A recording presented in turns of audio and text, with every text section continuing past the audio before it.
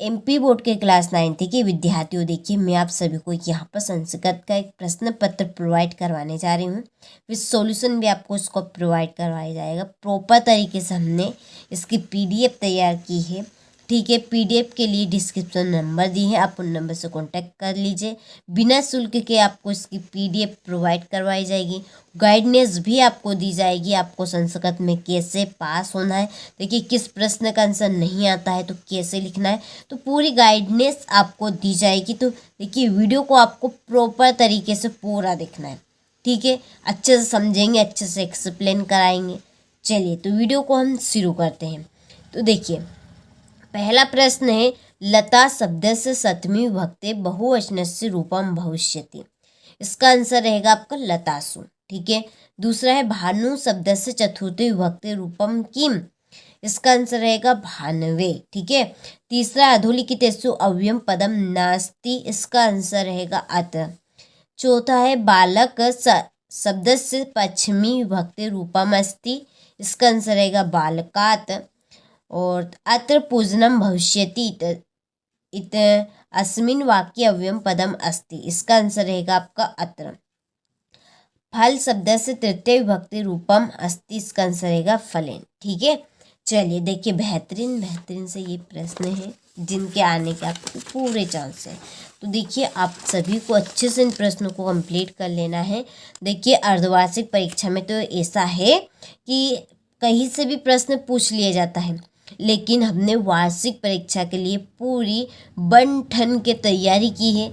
आपको पूरी तैयारी वार्षिक परीक्षा की करवाई जाएगी। अर्धवार्षिक परीक्षा में तो क्या है कि जो एग्जामिनर है वो कहीं से भी आपको प्रश्न उठाकर दे देता है। इसका कोई वो ही नहीं है कितने नंबर का आएगा, कौन सा प्रश्न कितने नंबर का आएगा, यही नहीं पता है बच्चों को कि कौन सा नंबर कितने नंबर का है। ठीक है, तो देखिए हमने प्रॉपर तरीके से वार्षिक परीक्षा की पूरी तैयारी की है।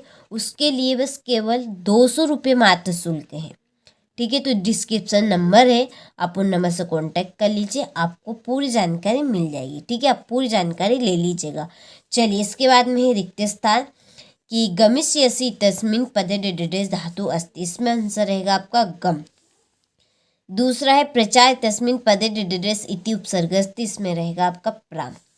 तीसरा है, गम धातु लट लकारस्य उत्तम पुरुष से एक वचनम डेडेडेस रूपम भविष्यति। इसमें आपका आएगा गमिष्यामि।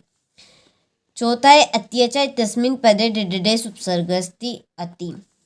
पांचवा है, लट लकारस्य उदाहरणम डेडेडेस अस्ति। इसका आंसर रहेगा आपको पठति।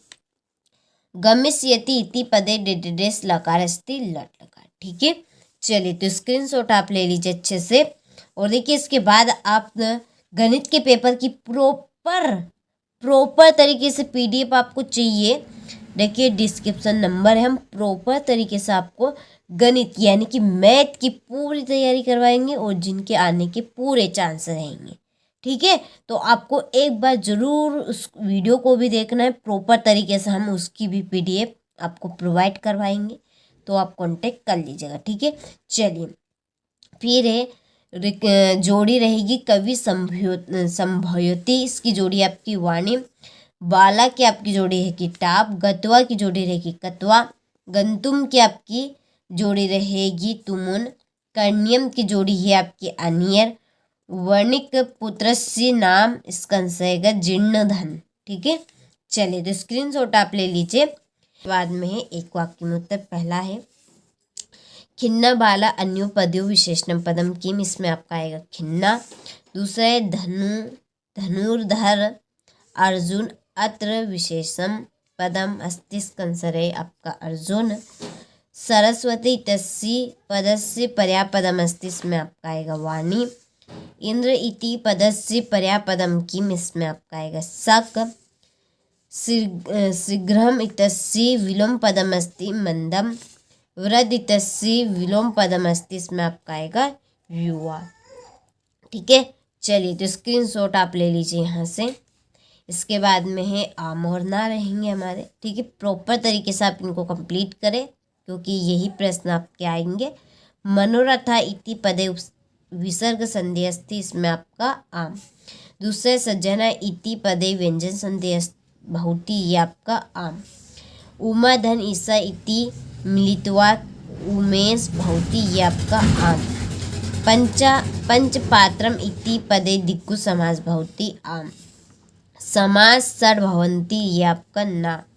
ठीक है, यथाशक्ति पदे तत्पुरुष समास अस्ति, ये आपका ना आएगा इसमें। ठीक है, चलिए तो स्क्रीनशॉट आप ले लीजिए यहाँ से।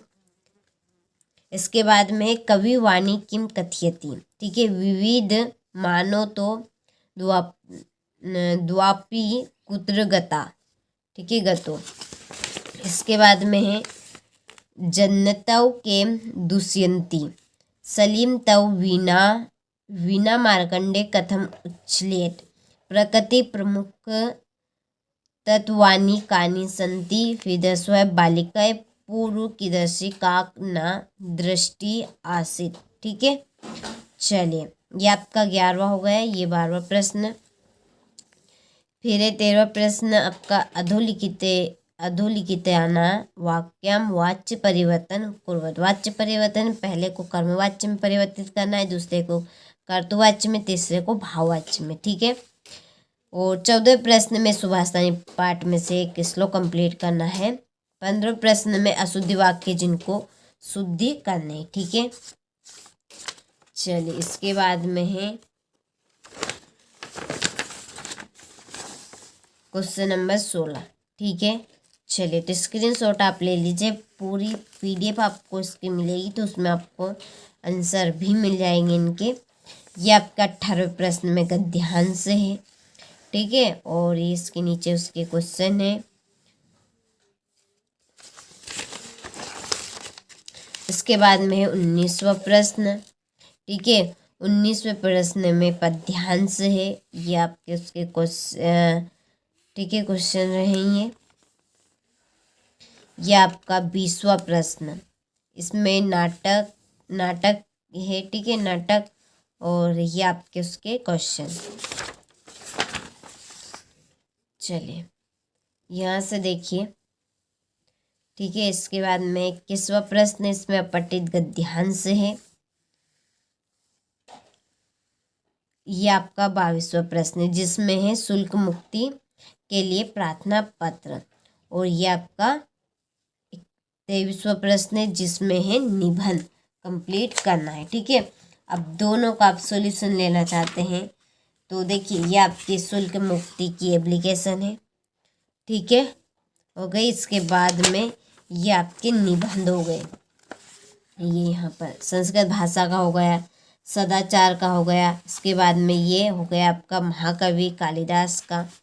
ठीक है, और ये आपका अस्माकं देशस् का हो गया। ठीक है, चलिए तो आपने अच्छे से स्क्रीनशॉट ले लिया होगा, तो आप अच्छे से इसको कंप्लीट करें।